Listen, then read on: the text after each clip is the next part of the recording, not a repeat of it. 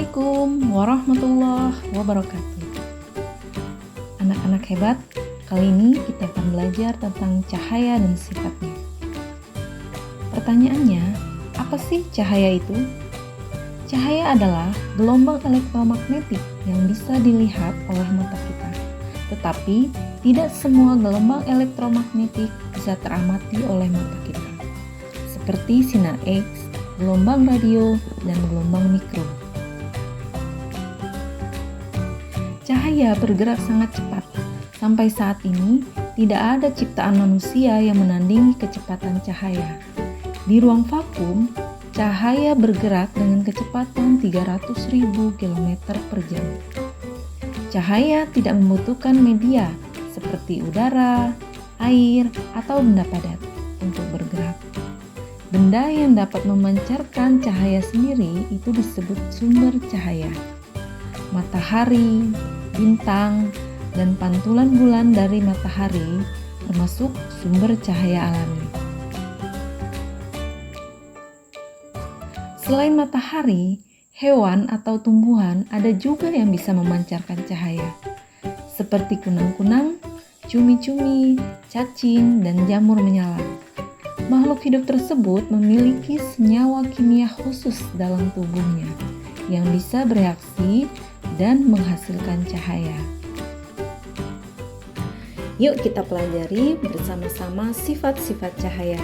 Sifat cahaya yang pertama, cahaya merambat lurus. Dari sumbernya, cahaya merambat atau bergerak lurus. Kita bisa melihat cahaya matahari yang merambat lurus saat melewati celah-celah kecil seperti gambar berikut. Sifat yang kedua, cahaya bisa dipantulkan. Kita bisa melihat karena cahaya memantul dari benda ke mata kita, seperti gambar berikut. Pada permukaan yang rata, arah sudut sinar datang itu akan sama dengan sudut sinar pantul. Sifat yang ketiga yaitu cahaya bisa menembus benda bening. Mari perhatikan gambar berikut. Cahaya bisa menembus benda-benda bening atau disebut juga transparan. Oleh karena itu, kita bisa melihat jelas benda-benda tertentu melalui benda-benda transparan seperti kaca. Sebaliknya, cahaya tidak bisa menembus benda-benda gelap seperti contohnya tembok. Ada juga benda yang sedikit tembus cahaya atau guram.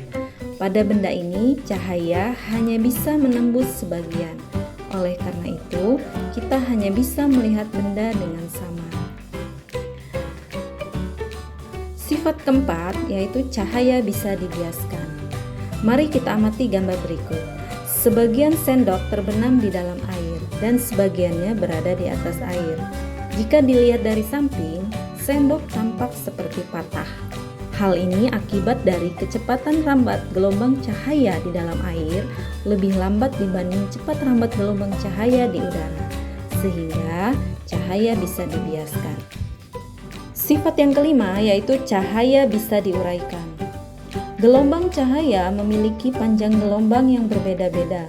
Misalnya cahaya putih terdiri dari beberapa gelombang dengan panjang gelombang yang berbeda-beda.